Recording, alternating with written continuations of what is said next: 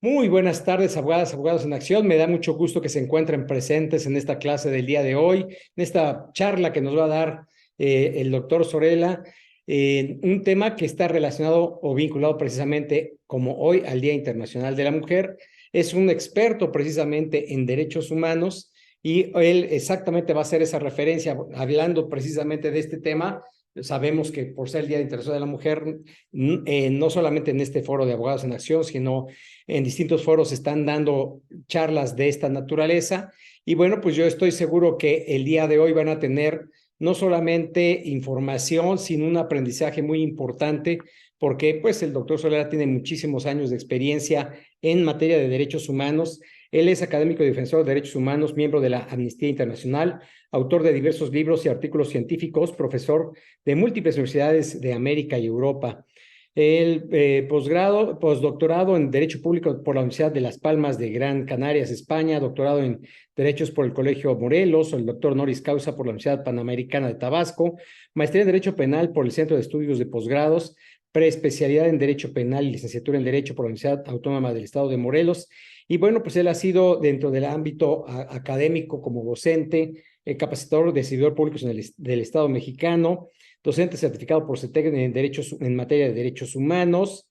Bueno, como se dan cuenta, es exactamente ese perfil tan importante que él tiene. Y en el caso de los libros, es autor de la Declaración Universal de Derechos Humanos, versión comentada, ilustrada y traducida en inglés.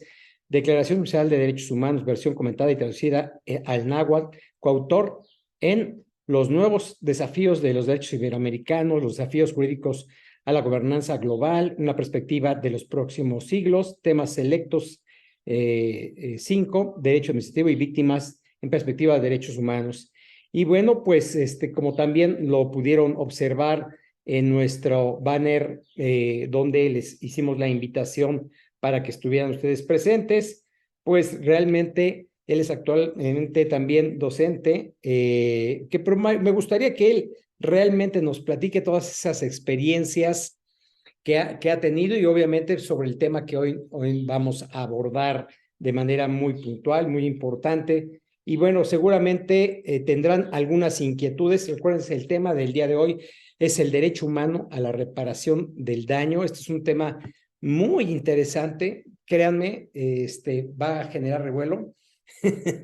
Yo ya lo escuché a él y créanme que se van a quedar con muchas inquietudes. Por eso, la mecánica que vamos a utilizar el día de hoy, el doctor pues va a hacer la charla, los primeros minutos, lo que él estime conducente, y finalmente ya van a tener oportunidad de ustedes de tener pues alguna charla directa, alguna conversación, una plática del tema que vamos a abordar el día de hoy. Y bueno, pues también seguramente va a hacer referencia al Día Internacional de la Mujer. Mi querido doctor, pues Sorella, pues adelante, tienes ahora los micrófonos y la cámara. Muchísimas gracias, mi querido doctor. De verdad me congratula estar con usted y con todas y todos los que están en este gran proyecto, ¿no? Que a mí me gusta que pues, la gente se interese en conocer. Voy a contar de manera como una introducción el por qué celebro mucho que estemos aquí. Siempre cuando doy mi cátedra sobre el derecho, los tratados o acceso al sistema interamericano de derechos humanos, siempre les pongo una tablita de los asuntos de los países que mayor presentan ante el sistema interamericano, tanto a la Comisión Interamericana como a la Corte. Y les digo, el más alto, dentro del porcentaje, el más alto, ¿qué país creen que es? Y es México el primero. El primero para presentar peticiones, solicitud de medidas cautelares, el que lleva asuntos ante la Corte es México. Y mucha gente dice, oiga, pero eso es malo, ¿no? Porque pareciera que en nuestro país estamos vulnerando derechos humanos. Dije, por supuesto que es malo que haya muchas quejas, pero también es muy bueno porque quiere decir que los abogados y abogadas estamos estudiando mucho, los colectivos están trabajando conjuntamente con víctimas para poder llevar el acceso de justicia, pues, ante un sistema interamericano o incluso a un sistema universal de derechos humanos. Por eso sí me gusta que estemos aquí. Yo sé que en las tardes a veces ya es medio cansado, pero el hecho que estemos aquí, que este proyecto con el doctor Zilewski, pues bueno, congratule o y reúna a personas que les interesen estos temas, pues para ayudar más a la gente, ¿no? Para prepararnos como abogadas y abogados.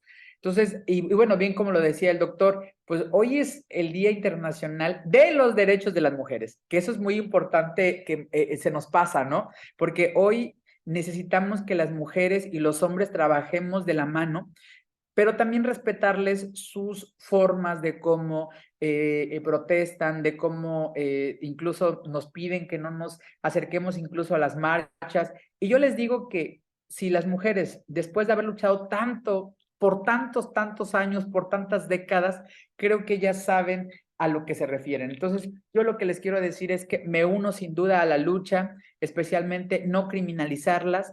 ¿Y qué creen? Uno de los derechos, perdón, una de las medidas de reparación del daño cuando son mujeres es, por supuesto, no criminalizarlas, ¿no? Principios rectores para conducirnos con las mujeres cuando presentan su denuncia, cuando presentan una queja ante la Comisión de Derechos Humanos del Estado o la Nacional.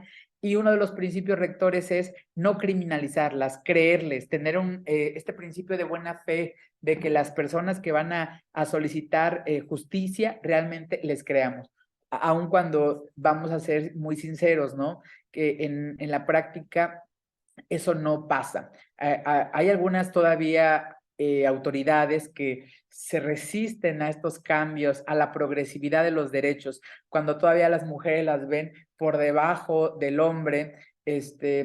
Hay varios ejemplos en la vida cotidiana donde observamos que aún la propia mujer es la que minimiza a las mujeres. Ministerio Público, defensorías, juzgados, tribunales electorales, tribunales laborales, civiles, en muchos más espacios. Por ello es que hoy, insisto, creo que nos tenemos que unir a esa lucha de las mujeres desde nuestras trincheras, desde el erradicar la discriminación, las desigualdades, y creo que eso es de verdad, aun cuando no lo andemos divulgando, pero eso se nota poco a poco. Hoy el lenguaje incluyente o inclusivo es un gran ejemplo de que los hombres también podemos reconocer, por supuesto, en el léxico, en nuestros escritos, cuando hablamos, refiriéndonos que también existen mujeres. Y aun cuando nos enojemos mucho con este lenguaje, yo lo que les digo es, si esto va a ser un poquito a disminuir las brechas de desigualdad, hay que hacerlo. Y yo, por supuesto, yo soy parte de las personas que creo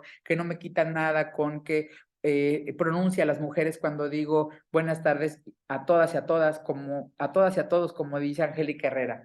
Bueno, pues ahora sí, pues después de esta introducción, pues le doy la bienvenida a las personas que se están conectando, que yo les digo que no somos poquitos, somos los que tenemos que estar. Y por supuesto, quienes quieran ir observando la transmisión, me dice el doctor que va a subirse después en YouTube, y pues bueno, no va a ser posible a lo mejor interactuar como quisiéramos, ¿no? Pero después de la charla, yo les aseguro que van a tener muchas dudas.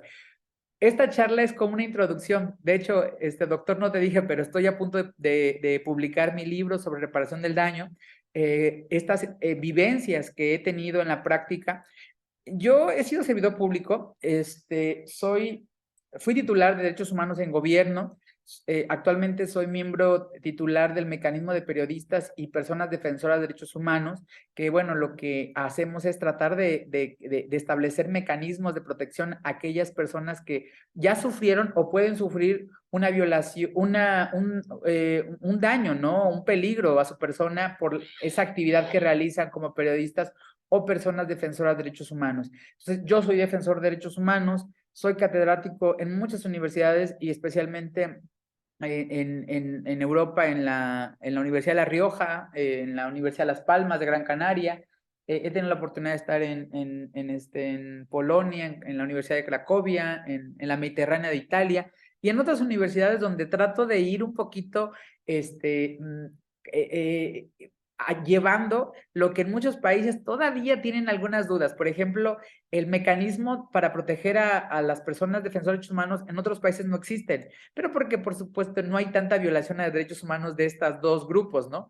En el caso de la Comisión Ejecutiva de Atención a Víctimas como órgano en México, en otros países no existen. Me reuní hace 2 meses con una senadora, la senadora Emilia, y cuando le platiqué que recientemente le habían pagado a mis clientes, que eran 2 padres de una víctima de feminicidio, los 4 sentenciados no tuvieron para pagarle ni un centavo y logré que el Estado le pagara un poquito más de 1.600.000 pesos a las víctimas, a los ofendidos, pues, o víctimas indirectas. Entonces, cuando me escucha eso, la senadora y me dice, doctor, yo quiero eso para España. Entonces, lo que vamos a trabajar con Emilia es un proyecto, una ley muy similar a la de México y una ley general de víctimas como la de México y, por supuesto, un organismo que sea el ejecute, que sea el que proteja, el que rinda medidas de apoyo, de asistencia. Entonces, por supuesto que también México contribuimos a otros países, ¿eh? Y las sentencias últimas, en el caso de México, el caso de prisión preventiva oficiosa y arraigo domiciliario, este caso, ay, se me olvida el nombre de los apellidos de las víctimas. Son 3 víctimas, una de ellas incluso ya murió, fue pues una vulneración a derechos de detención de una persona, puesta a disposición ante el Ministerio Público, solicitud de arraigo domiciliario, la autorizan, prisión preventiva oficiosa, y pues bueno, al final un juez federal otorga la libertad como tal, ordena, perdón, la libertad de las personas, y ellos presentan un procedimiento hasta la Comisión Interamericana y hace 3 meses resolvió la Corte Interamericana que México era violador de derechos humanos. Si nosotros observamos el tipo de reparaciones desde el 2008 en México, que fue la primera sentencia en contra de México por parte de la Corte Interamericana, y si observamos la reciente, esta última, vamos a ver que las medidas de reparación del daño han sido diferentes. Pero bueno, ya les hice esa pequeña introducción. Sonpantle, creo que se llama Sonpantle el apellido, espero no equivocarme, pero a lo que voy es que México también contribuye, a lo mejor de manera negativa, pero todo el mundo voltea a ver el asunto y dice, caso Rosendo Radilla contra México, un asunto donde no se permite en manera de reparación del daño, en garantía de no repetición, que no se tarden tanto las puestas a disposición, que tenga que existir un registro nacional de detenciones. A lo mejor ustedes ahorita, bueno, espero que algunos sí, pero a lo mejor a otras personas dirán, pero eso no es reparación del daño. Sí, es una medida de reparación del daño que se llama medida de no repetición, que es una medida legislativa donde en México se le obligó a México a crear un sistema de registro de detenciones. Inmediatamente cuando una policía detiene a alguien, tiene que llamar al Ministerio Público y también hacer un registro. Y hoy existe el Registro Nacional de Detenciones y registro también de detenciones por faltas administrativas. Entonces, hoy hemos avanzado. Esto que tenemos en México es gracias a la sentencia Rosendo Radilla contra México. Otro asunto muy importante donde vemos garantías de no repetición es el caso González y otras contra México, conocida como Campo Algodonero, donde a México se le ordenó, dentro de la reparación del daño, igual de garantías de no repetición, como medidas de no repetición, es tipificar una conducta, un delito relacionado con muerte en contra de las mujeres por razón de género, por odio a las mujeres. Por eso existe en México el feminicidio. También en México se le ordenó, derivado de ese asunto, que para tutelar, para hacer efectivo el derecho humano al acceso a la justicia, no retardar 72 horas o 48 horas o 24 horas para iniciar una denuncia de una persona desaparecida. En México, después de esa sentencia, se instruyó que no se podía permitir retardar el acceso a la justicia cuando alguien quería iniciar una denuncia por desaparición de alguien, forzosa o por particulares. Entonces, esto es una garantía de no repetición, que es una forma de reparación del daño. Hoy tenemos un sistema nacional, una ley general de desaparición forzada de personas, desaparición cometida por particulares y sistema nacional de búsqueda de personas. Y esto se da gracias a una sentencia de la Corte Interamericana, tanto en el caso de Rosendo Radilla como en el caso de Campo Algodonero. Entonces, se los juro que hemos avanzado tanto y esto es realmente lo que implica que México ha cambiado y ha mandado este mensaje a los países y se están poniendo las pilas, porque estas sentencias se han convertido en jurisprudencia vinculante para los estados. México en el año 2013 resolvió en la Corte que todas las sentencias de la Corte Interamericana son vinculantes, es decir, son obligatorias para todas las autoridades. Entonces, aun y cuando no sean sentencias en contra de México, pero es como es sentencia del tribunal del que México es parte, que es la Corte Interamericana, tenemos la obligación de observar esas sentencias. Les voy a dar un consejo. Si ustedes conocen por allí a alguien que no pueda tener hijos y que por cuestiones económicas, es decir, no tenga seguridad social, ¿no? IMSS, no sé, u otro más, y quisiera someterse a una inseminación artificial, pero no tiene recursos económicos, volteen a ver el caso, y se me olvida el nombre, pero caso in vitro contra Costa Rica.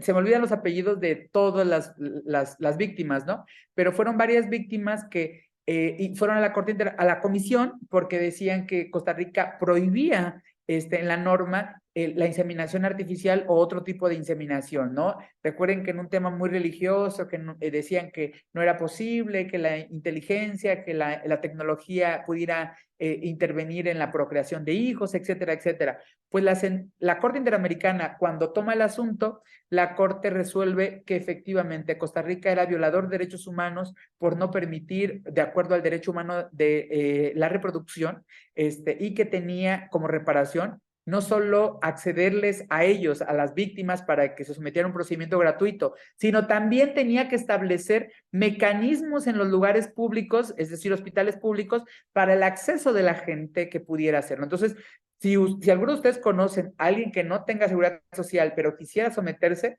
pueden invocar la sentencia, caso in vitro contra Costa Rica. Y se los juro que puede, que a lo mejor en principio sector salud les va a decir que no es posible, a lo mejor se van a tener que ir a tribunal, que les recomiendo que sea juicio de amparo, y al final estoy seguro que el juicio de amparo va a tener que invocar la sentencia de la Corte Mexicana, donde dice que la Corte Interamericana, de acuerdo a su jurisprudencia, es obligatoria para ellos y tendría que hacerlo, porque es un derecho humano. Entonces, ahí un poquito les digo cómo es que en tema de reparación vamos avanzando muchísimo. Sí, caso Zonpantle, Tepile, es un asunto que se dio entre carretera, creo que Veracruz, México, ¿verdad? Así fue esa carretera donde fue esas detenciones. Les recomiendo mucho que chequen esas sentencias.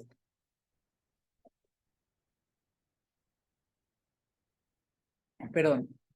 Ok, ahora bien, ya después de nuevo continuar con esa pequeña introducción, pero ya voy abordando en el tema. Cuando yo hablo de temas de reparación, tenemos que ser muy claros que históricamente a las víctimas realmente al Estado no le ha importado. A la persona sentenciada no le importa a las víctimas. Al operador del sistema, el Ministerio Público, perdón, no le interesa a la víctima, le interesa si ya decidió que va a llevar un juicio a una persona, que su objetivo es lograr una sentencia condenatoria. Porque parece que para las fiscalías eso le importa. Al Estado lo que importa es tener puntos para decir, hemos logrado 400 personas sentenciadas, ¿no? En el año. Sí, ¿y qué pasó con las víctimas? ¿Voltearon a ver las víctimas? ¿Voltearon a ver a las víctimas de los secuestros de Florence Cassés? O sea, está bien, fue un debido proceso, por supuesto, una vulneración a los derechos de presunción de inocencia, intérprete o traductor, a la embajada, llamar a su embajada, entre otros más derechos humanos que se le vulneraron a la señora. Por supuesto, que si ella es delincuente o no, estoy casi seguro que sí lo era. Pero, a ver, después de que ya México dijo a través de la Corte, sí se vulneraron derechos humanos, ¿voltearon a ver a las víctimas? ¿Qué pasó con las víctimas? Las víctimas sí fueron secuestradas, ¿eh? Jamás inventaron su secuestro. ¿Dónde están las víctimas? ¿Dónde están las víctimas de violación? ¿Dónde están aquellas víctimas en el caso de Ayotzinapa, Tlatlaya y otros más. ¿Dónde están las víctimas?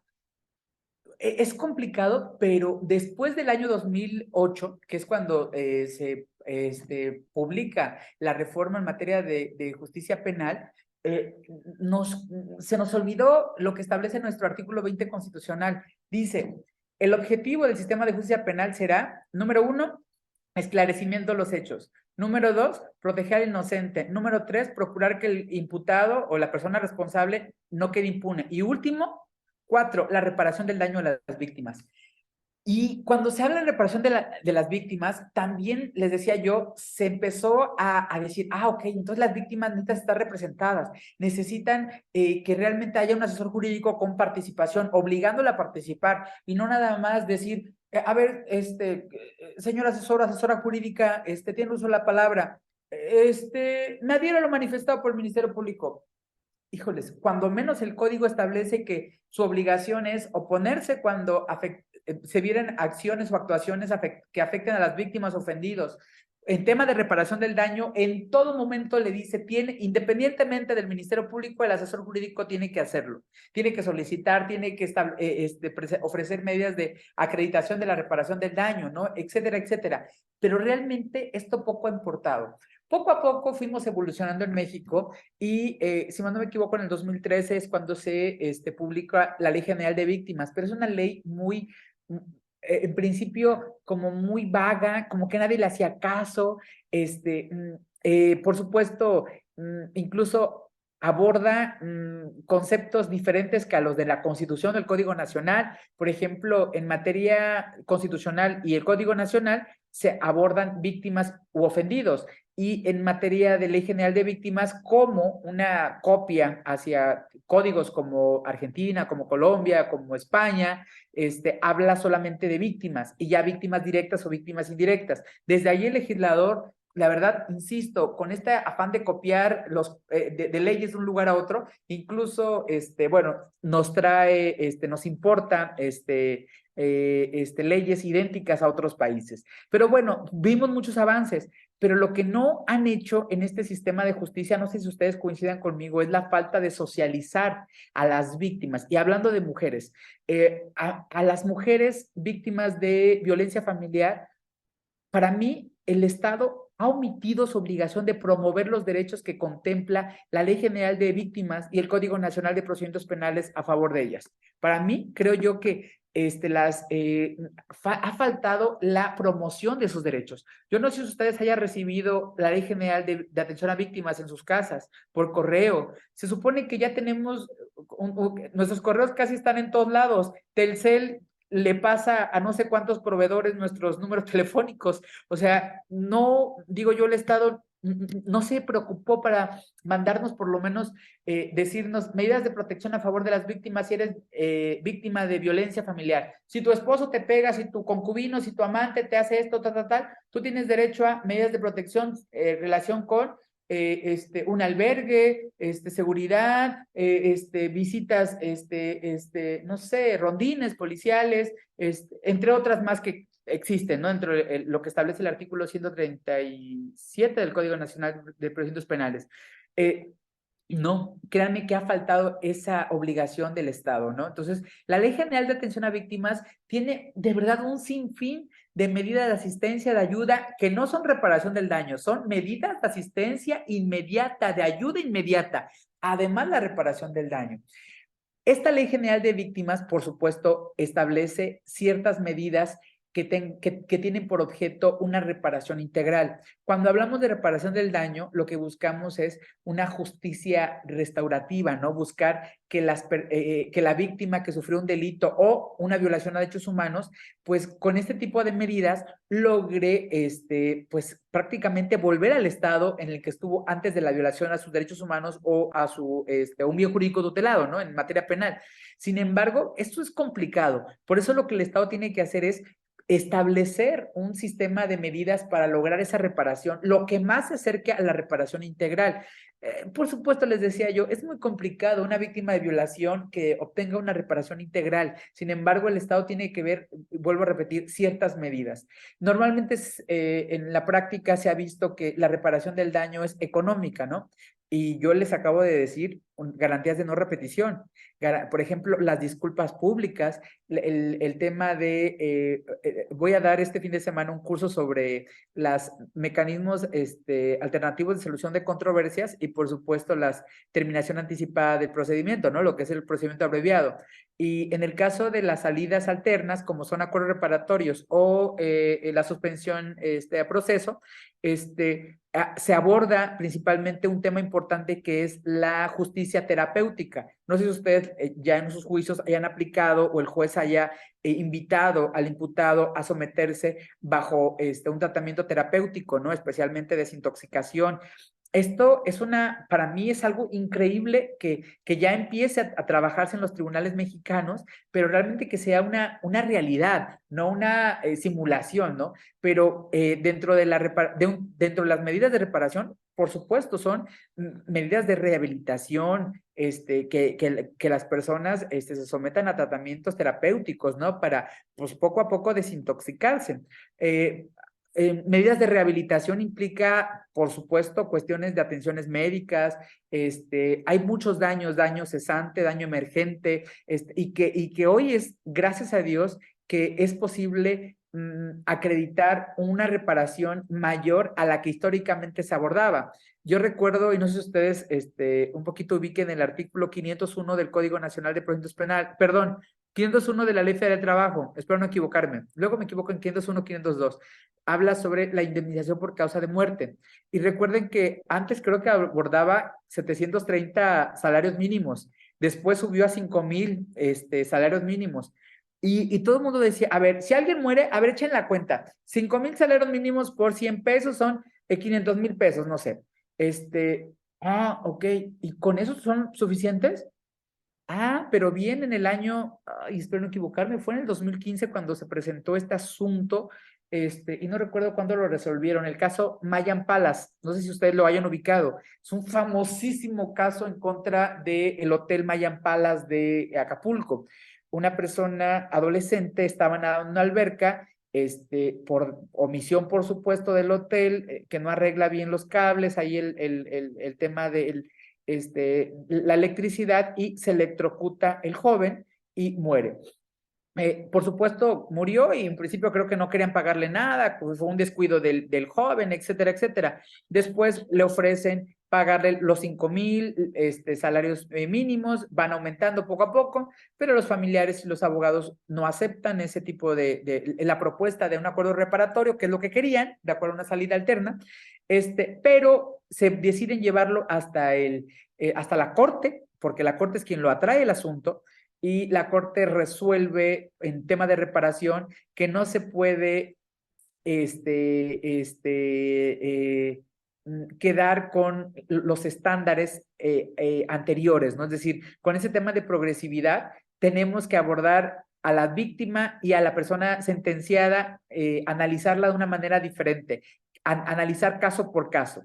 Entonces, no es lo mismo una víctima menor de edad que una víctima mayor de edad. No es lo mismo una persona que ya tiene 70 años a una persona que tiene 15, como el joven.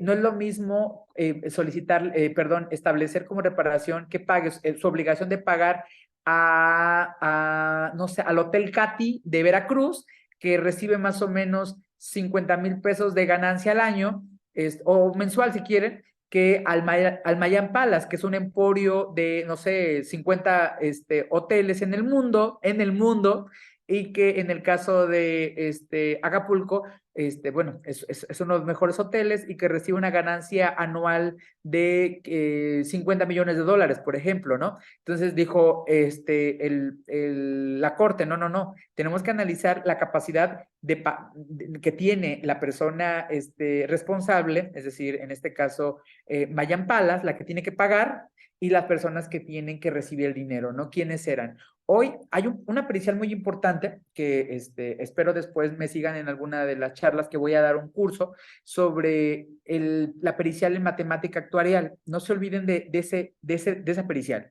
La pericial matemática actuarial es lo de hoy para reparación del daño. Acabo de recomendarle a un alumno mío, su víctima, en Ciudad de México, una vecina la mordió, pero pues, imagínense, es un tema que no lo puedo creer. La mordió, casi le destruye la parte de la piel de la mejilla y creo que le querían ofrecer 10,000 pesos, ¿no? Como tema de reparación, son las que dejan cicatriz permanente en la cara. Le recomendé al perito en matemática actuarial, Ricardo, es un muy buen matemático de Ciudad de México, le acaba de mandar el dictamen pericial y son 2,300,000 pesos por reparación del daño. Entonces, hay que de verdad, hay que atreverse. Y este tipo de cantidades se dieron a partir de la sentencia Mayan Palas. Recuerden que las sentencias de nosotros eran de 5,000 pesos, de 10,000 pesos. Tenemos asuntos en la fiscalía donde por violación o trata de personas, es que dice el Código Nacional que el juez deberá por lo menos establecer como reparación general, es decir, un genérico, ¿no? Es decir, ya dejar a salvo los derechos para que ante el juez de ejecución puedan acreditar reparación de daños, pues, y solicitar reparación del daño.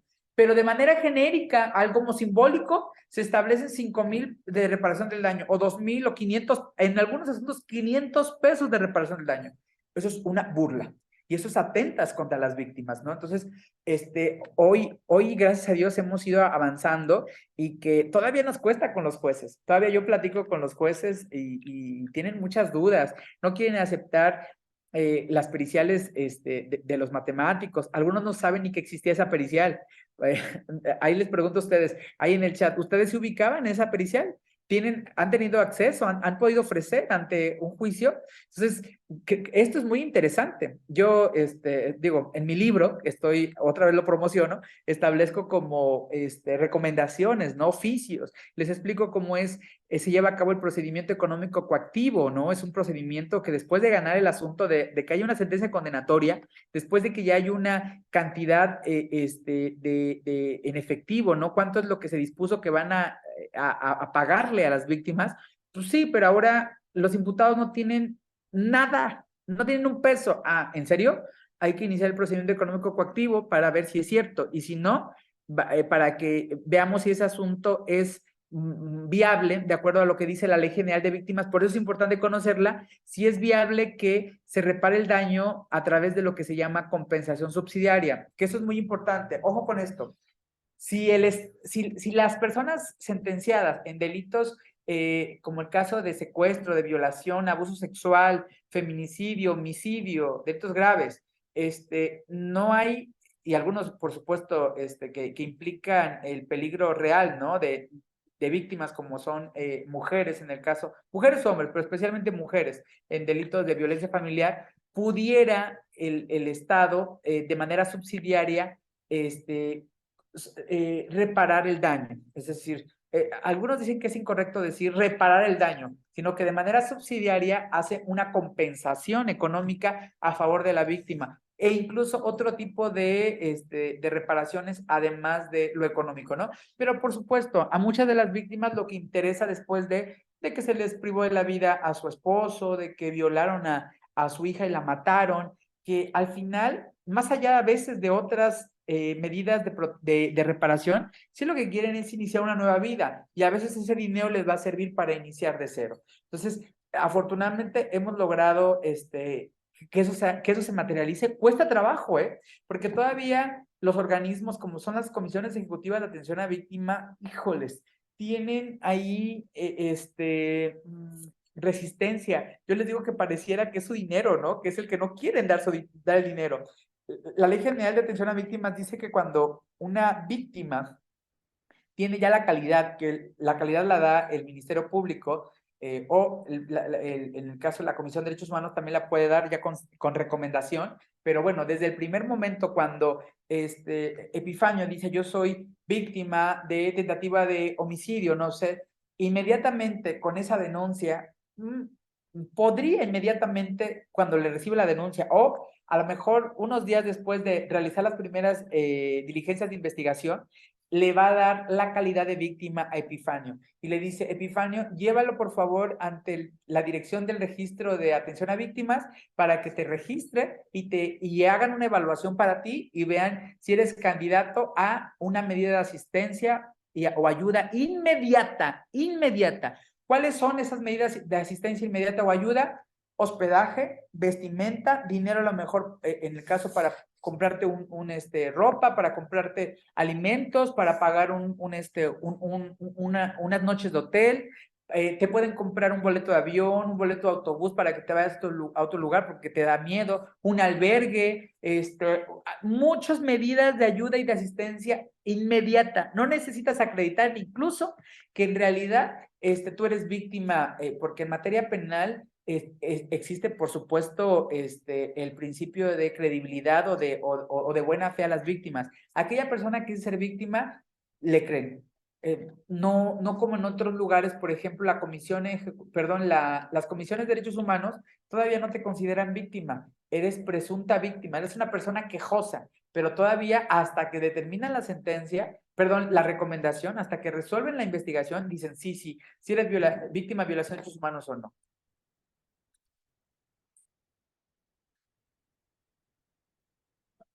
Perdón. Entonces, hemos ido evolucionando y creo, no sé si ustedes con lo que les voy diciendo, dicen, híjoles, ¿y por qué a las víctimas no se les trata así? No se les empodera. Hay una obligación por parte de las autoridades que atienden a víctimas, especialmente de delitos, que habla ese objetivo de empoderar a las víctimas, de que entiendan que la autoridad va a estar para apoyarlas, que al final crean en la justicia, que va a haber formas de ayudarles, que no es cierto que su esposo tiene todas las influencias en la fiscalía, que no es cierto que la va a encontrar en donde vaya, no, por eso no voy a denunciar, pero en la realidad no es así. Por eso yo me digo defensor de derechos humanos e intento divulgarlo y que lo lleven más personas. Y por eso cuando me invitan a este tipo de charlas, pues yo les digo sí, pero pues con el compromiso que también podamos hacer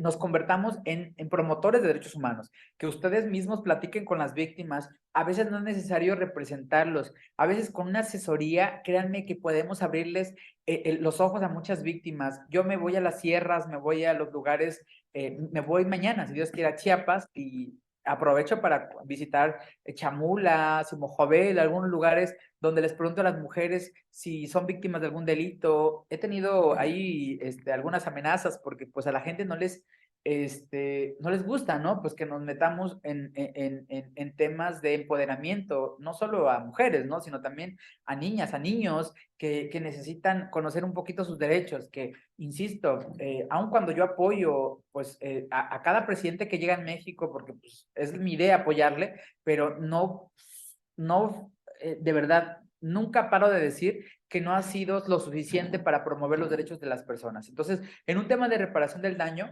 necesitamos en principio nosotros como abogados, checar bien las leyes y ver que no es nada más el tema de la reparación económica.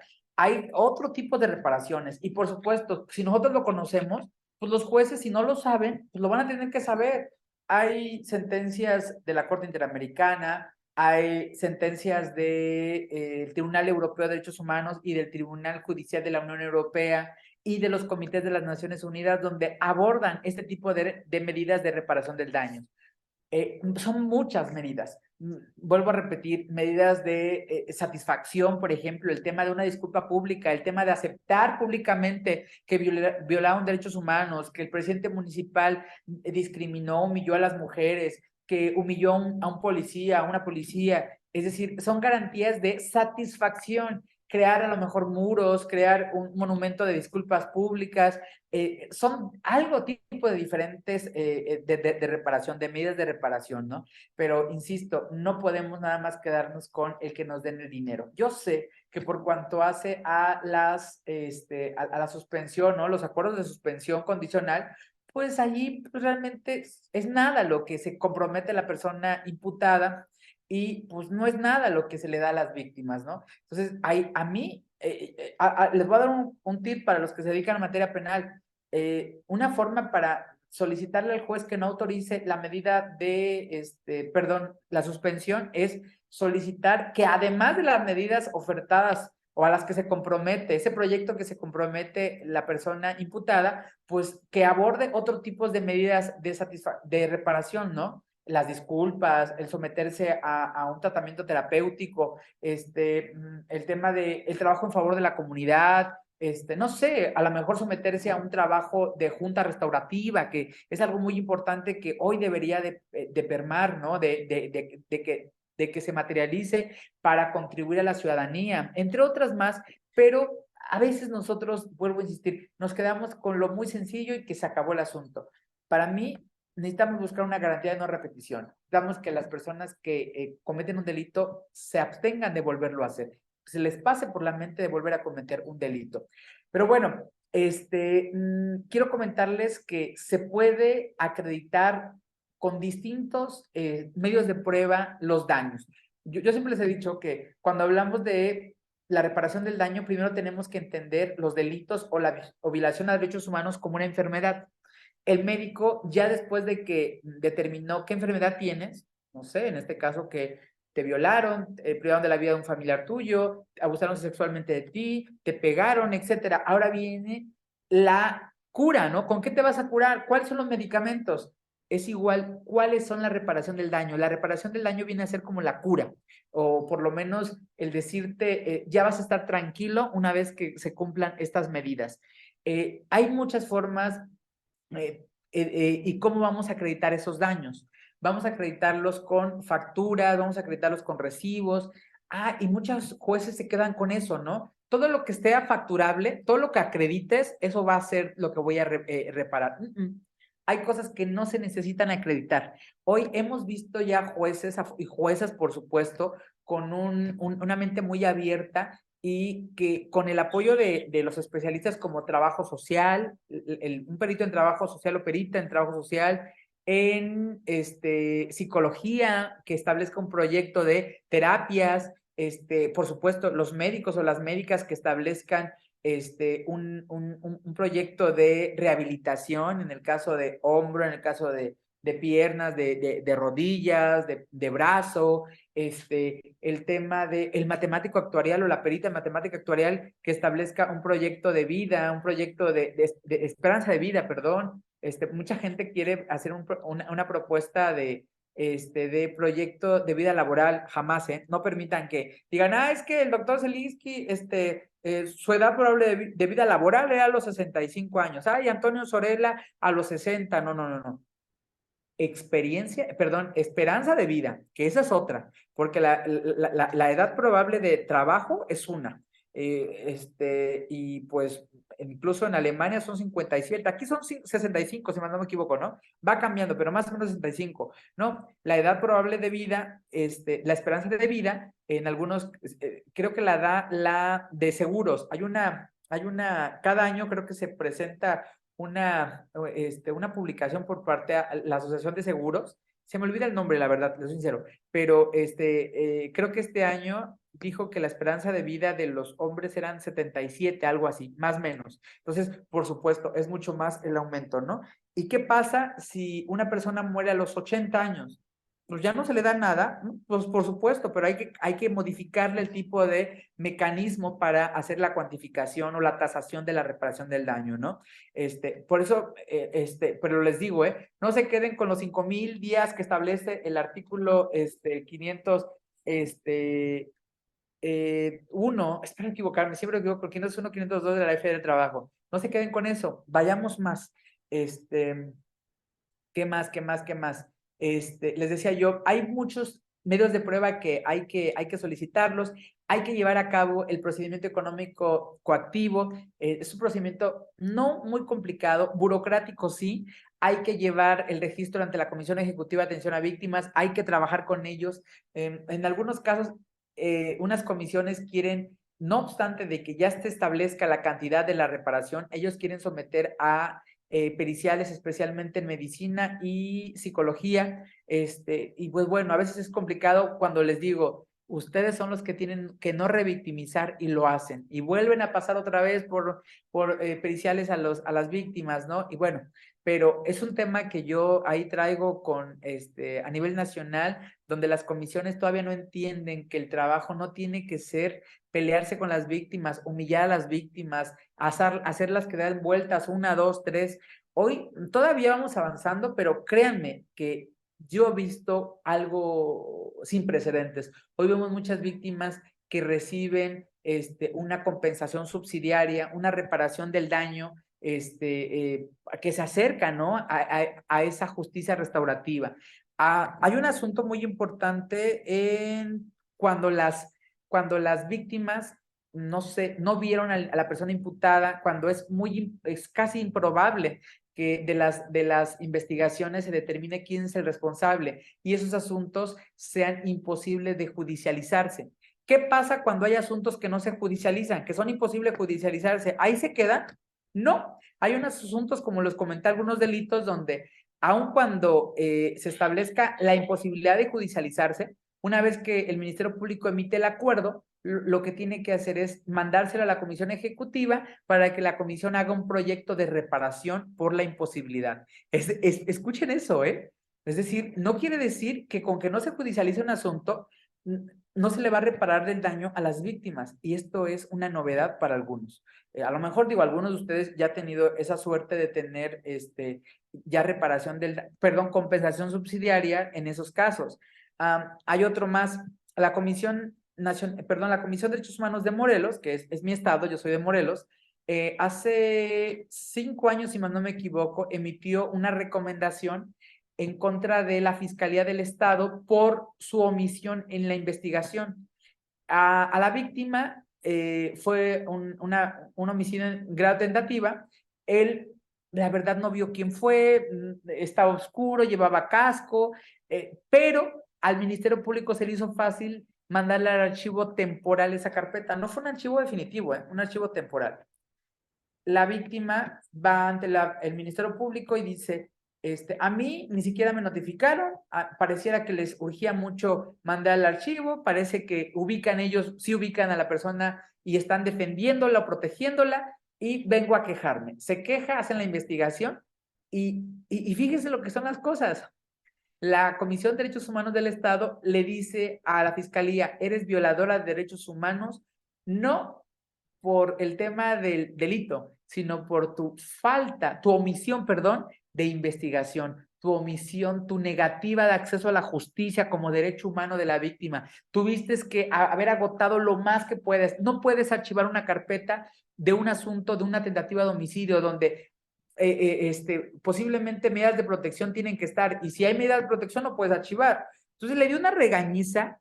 ¿Y cuánto creen que le ordenaron a pagar a la Fiscalía? Por mandar al archivo una carpeta. Eso les digo porque esto se da en México a cada rato, más de 2 millones de pesos por mandar al archivo una carpeta. Yo quiero decirles cuántos asuntos no tenemos en las fiscalías de sus estados que estén en la misma, en la obstrucción por parte de la propia fiscalía, esa omisión de investigar, que a veces no se le quiere apoyar a las víctimas. Miles de carpetas, o millones de carpetas. Uno de mis alumnos de un estado, vamos a poner Baja California, él solo estaba llevando 5,000 carpetas de investigación.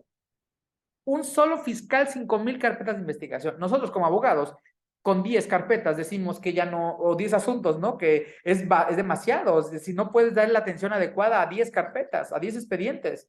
Imagínense 5,000, 6,000, 4,000, 500 carpetas. No les das una atención adecuada a estas carpetas, por supuesto a las víctimas. Entonces, sé que es complicado, estoy seguro que no es culpa de las fiscalías, de los fiscales, perdón, o las fiscales, es del sistema de justicia penal de procuración, ¿no? Es que no hay un suficiente número de fiscales que atienda a las víctimas, ¿no? O ofendidos. Entonces es un tema muy complicado, pero que poco a poco vamos a ir cambiando. Bueno, eso espero. Hay que exigirle a nuestras fiscalías la contratación de más fiscales, la contratación de más asesores jurídicos. El asunto que yo tomé del feminicidio, tenía 1 año varado el asunto. El señor me dijo, quiero que me paguen nada más, por favor, los 6,000 pesos que pagué del ataúd. Compré el más barato, me dijeron que me lo iban a reembolsar, pero no me lo han reembolsado. Yo ya tengo 1 año en la comisión ejecutiva y nada. O sea, es algo que me molesté mucho. Dije, 6,000 nada más quiere, déjenme ver. Hablé directamente y dije, necesito que se apuren porque vamos a solicitar amparo, voy a promover amparo en caso de que no le reembolsen los gastos funerarios al señor. Y le dije, ya a ver, espérense, ya que nos esperamos, vamos a acreditar más gastos. Voy a solicitar que le paguen los rezos.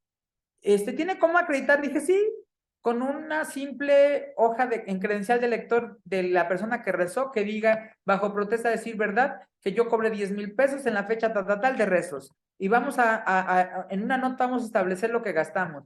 5,000 pesos de pan por los 9 días de rezo, compramos 2 marranos, compramos esto, lo otro. Le pagaron 38,000 pesos de reparación, de gastos funerarios a mi víctima. Y el señor estaba contentísimo. Y me dijo, le agradezco. Le dije, no, espérenme, no. Falta la compensación. Eso solamente son los gastos funerarios. Falta la reparación. ¿Y cuál fue la reparación? 1,600,000 más o menos, ¿no?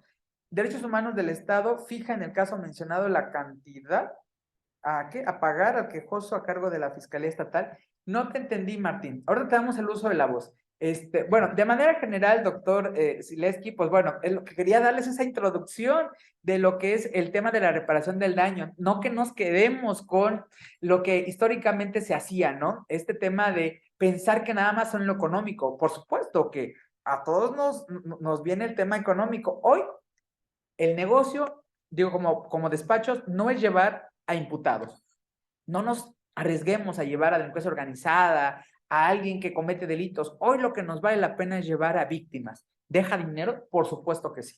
Espero yo vender mi libro mucho.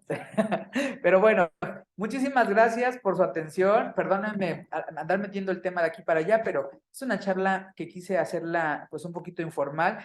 Tenía ahí una presentación, pero la verdad es que quise más esta charla informal.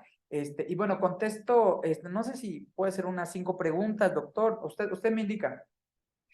Con mucho gusto, mi querido doctor. No, la verdad, pues efectivamente se trata de una charla y estoy seguro que pues hay algunas inquietudes y obviamente pues comprometerte después para que ampliemos esta charla.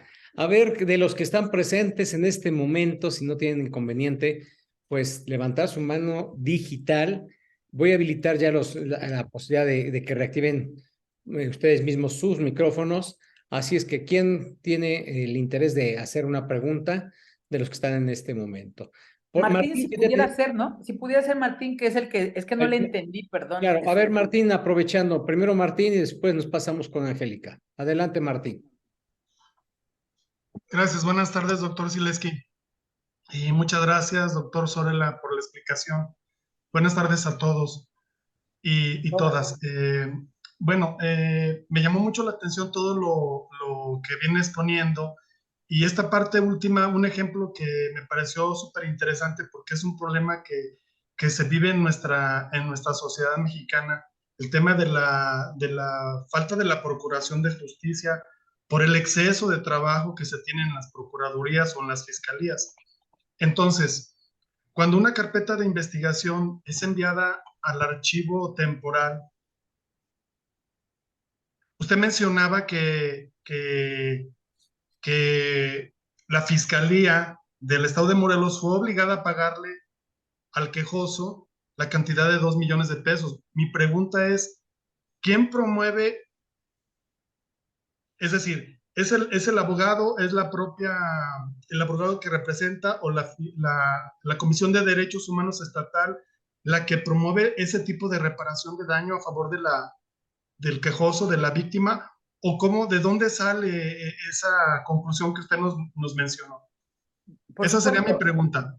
Gracias. Por supuesto, en principio, recordemos que si tú asesoras a tu víctima, tú tienes que acreditar los elementos para que la Comisión de Derechos Humanos tase o cuantifique la reparación del daño. En este caso, se apoyó para que no sé, estos quejosos y después ya acreditados como víctimas de violación a derechos humanos, tuvo muchísimo detrimento económico por ese delito. Y, por supuesto, ese delito, a lo mejor, o esos detrimentos no hubieran pasado si la Fiscalía hubiera actuado, hubiera investigado.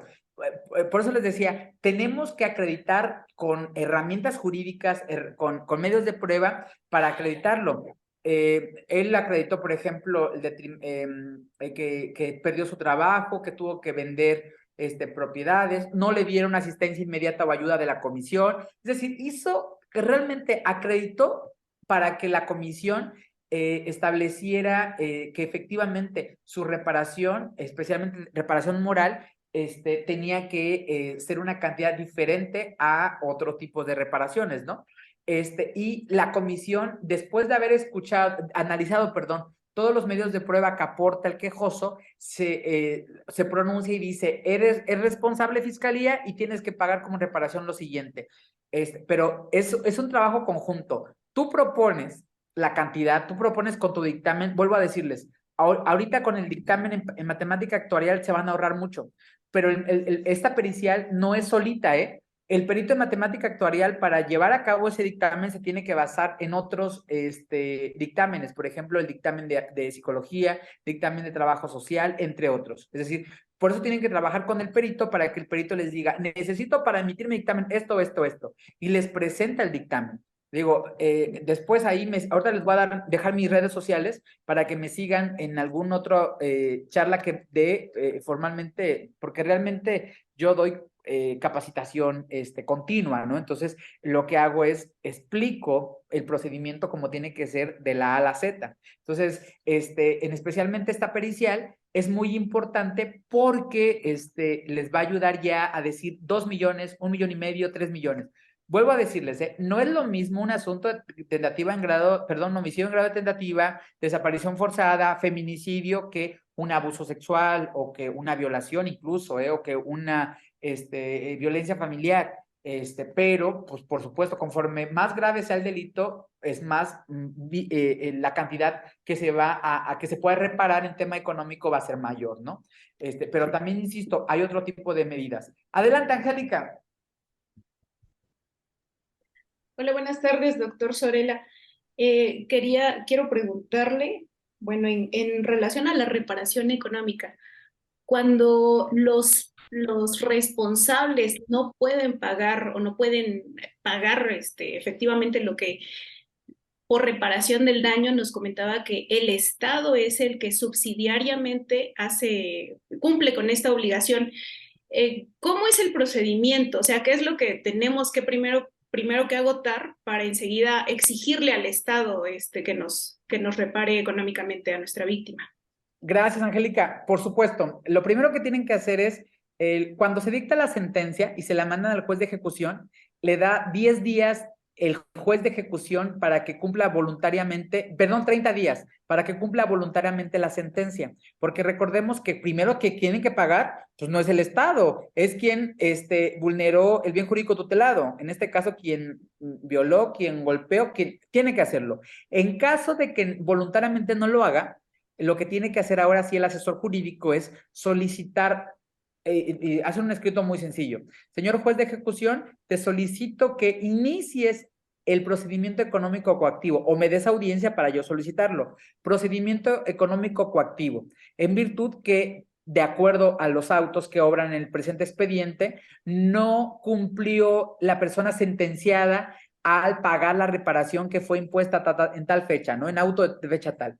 Y ya, una vez que recibe ese escrito, el juez de ejecución dice efectivamente, se tiene con esta fecha iniciar el procedimiento económico coactivo, tal como lo solicita, gírese el oficio lo hace directamente a la persona del Estado quien se encarga de hacer los cobros los cobros de las multas.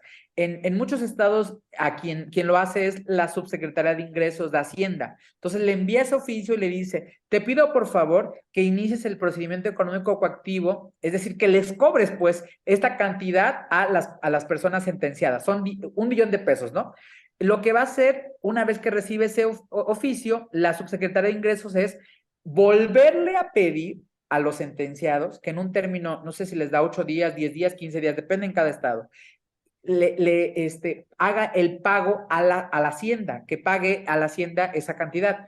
No lo va a hacer, no lo va a hacer, pero lo que va a empezar a hacer la subsecretaría es, en tanto responde, va a solicitar a Catastro Municipal, a Movilidad y Transporte, a la Comisión Nacional de Valores, ¿a quién más? Importante, al Instituto de Servicios Registrales y Catastrales del Estado, para que informen todas esas instituciones si tiene algo una propiedad a nombre, si tiene dinero en cuentas bancarias, si tienen algún carro o algo por el estilo. Es decir, va a empezar a buscar para que una vez que digan todos los informes, ¿sabes qué? No tiene ni un centavo esta gente. ¿Qué es lo que va a hacer? Si no tiene un centavo, que normalmente el 99% de las veces pasa eso, le regresa al juez de ejecución y le dice, señor juez de ejecución o señora jueza, se tiene por agotado el procedimiento económico coactivo, se hicieron las compras, los cobros, ¿no? Las solicitudes a las instituciones, se obran en el presente escrito copias de las respuestas de las instituciones. No tienen dinero, cantidad, especie, las personas sentenciadas, por lo tanto, se tiene por agotado. ¿Qué es lo que va a hacer una vez que recibe ese informe de la subsecretaria de Ingresos? O la jueza de ejecución lo que hace es un acuerdo donde dice, se tiene por recibido el informe del subsecretario de Ingresos de Hacienda Pública del Estado de Jalisco, en donde no hay cantidad que puedan pagar, no tienen recursos económicos, ¿no? Por lo tanto, para no dejar en estado de indefensión a las víctimas y por lo tanto, invocando lo que dispone la Ley General de Víctimas en el artículo 7, 14, 25, no sé, empieza a hacer una invocación de fundamentos y dice, por lo tanto, gíresele oficio a la Comisión Ejecutiva de Atención a Víctimas del Estado a fin de que inicie un proyecto o elabore un proyecto de reparación, de compensación subsidiaria al Estado previsto en el artículo tal. Infórmeme a mí el sentido de su proyecto. Asimismo, a mí me encanta porque la mayoría de los jueces, lo que mis alumnos les estoy diciendo que lo hagan es se establece como obligación al asesor o la asesora jurídica para que me informe el estado en que guarda el procedimiento de la Comisión Ejecutiva de Atención a Víctimas, so pena de una multa de tantos salarios mínimos en caso de omitir eso. Eso me encanta, porque lo que está haciendo es, pues le da responsabilidad al asesor que, perdón, pero no tenía responsabilidades, y hay muchos asuntos parados. Señoras y señores, el dinero, si quieren hacer dinero, está con las víctimas. Nada más que hay que estudiarle mucho. Esto que le estoy diciendo es a lo mejor básico, falta analizar. Yo tengo este curso que doy, ese seminario, sentencias de la Corte Mexicana con criterios de la Corte, sentencias de la Corte Interamericana con cada uno de los tipos de medidas de reparación. Llevamos a cabo muy breve, pero establezco cómo se lleva a cabo el procedimiento económico coactivo. Les comparto, en ese sí les comparto mis formatos para solicitar audiencia, para esto, les comparto copias del acuerdo de donde ganamos, ¿no? Esas cantidades, y tenemos otras sesiones donde hablamos sobre el procedimiento ante la Comisión Ejecutiva de Atención a Víctimas. Les comparto los proyectos de la comisión en torno a reparación del daño, compensaciones subsidiarias, y entre otros más temas que les he hablado. Eso lo vemos en los seminarios. Pero bueno, esto es un poquito lo que implica la reparación del daño. No sé, doctor Sileski, si hay alguien más. Con mucho gusto, vamos a preguntarles nuevamente a los que están en este momento presentes, ¿se dan cuenta qué interesante exactamente es el tema del día de hoy? Y seguramente para la gente que no tuvo la oportunidad de estar presente por estar en alguna actividad o en alguna otra conferencia relacionada con el Día de los Derechos de la Mujer, entonces pues van a tener la oportunidad de ver la versión grabada y les van a quedar muchísimas inquietudes, por lo cual vamos a estar compartiendo dentro de nuestra red exactamente la forma de y creo que si no hay nadie en este momento, pues estaremos compartiendo en todo caso. Ay, sí, ok, otra vez, si Angélica puedes habilitar su micrófono. Bueno, en relación a la sentencia de Zompaxtle Tecpile, que, bueno, quisiera, ¿qué impresión tiene acerca de su aplicación o de su observancia en México? Hay jueces que efectivamente, bueno, incluso hasta se han viralizado porque efectivamente han acatado los argumentos que ahí se establecieron, pero también, digo, yo no litigo penal, pero sí tengo entendido que hay muchos jueces que están resistentes a a tomar como obligatoria esta sentencia de la Corte Interamericana. Sí, pues bueno, son dos puntos importantes. Incluso el Estado mexicano, los representantes del Estado dijeron que, por supuesto, van a tomar las recomendaciones para el caso del arraigo domiciliario. Eso ya se veía venir. De hecho, ya no había casi ministerios públicos que solicitaban el arraigo, eran muy pocos. Mejor solicitaban ahí una orden de aprehensión. Y ese nuevo problema va a expulsarse del artículo 16, párrafo octavo de la Constitución. Pero me imagino que se refiere a la prisión preventiva oficiosa, como medida cautelar. El Estado mexicano no aceptó como tal los puntos recomendatorios, porque lo que le dice la Corte, le dice, México, chécate bien el tema de la prisión preventiva oficiosa, me parece que es excesiva, que es vulnera derechos humanos bastantes, ¿no? Pero chécalo. Y dijo que no. Dijo, hasta este momento consideramos que es excesivo que se pretenda esto. Y a lo mejor y tienen razón por una parte y por otra no. Entonces, pero si bien es cierto, la Corte dijo, en tanto se hagan las reformas que estimen convenientes, los jueces, que yo digo que son los jueces interamericanos, un juez local, cualquier juez local puede ser un juez interamericano cuando aplica norma de derecho interno por considerar que va en contra de la Convención Americana o del sistema interamericano, ¿no? De las normas que derivan del sistema interamericano. Entonces, hay jueces que, por supuesto, que qué bueno que lo están haciendo, pero insisto, lo pueden hacer en tanto se pronuncia informalmente en el cumplimiento de esta sentencia, justificando que el Ministerio Público, justifique adecuadamente la necesidad de la cautela. Para mí, por supuesto, la prisión preventiva oficiosa no debería de existir. Sí es importante que el Ministerio Público se ponga bien listo, bien salsa, y que diga por qué es necesario la cautela, por qué es necesario que Martín Flores esté privado de libertad. Pues puede ser un peligro real, actual o inminente para la víctima, ¿no? Es decir, hay un tema ahí complicado. Puede ser cualquier delito. Por supuesto, la prisión preventiva es de manera, decimos, su objetivo es excepcional, que no toda la gente esté privada de libertad, pero pues hay mucha gente que es necesario. Los golpeadores, los esposos que son manipuladores, que golpean 2, 3 veces a la mujer. Señor juez, perdóneme, no es un delito que implique prisión preventiva oficiosa, pero es necesidad de cautela, prisión preventiva, la va a matar. Ahí está. Entonces, creo yo que se puede hacer, nada más que, insisto, hay un tema de volver a prepararse o prepararse un poquito más los fiscales que puedan no solo fundamentar, sino una motivación adecuada y que les llegue a la gente, ¿no? O sea, sí, de verdad, a veces a los fiscales, incluso defensores y asesores jurídicos, nos falta litigar con pasión, nos falta que se vea que estamos defendiendo a nuestra víctima, ¿no? O a nuestro imputado, depende a quién llevemos. Bueno, Angélica, pues muchísimas gracias a todas y a todos. Yo estoy muy gustoso, estoy saturado de trabajo. Mañana me voy a Chiapas, voy a estar capacitando en un doctorado de la Facultad Libre de Derecho.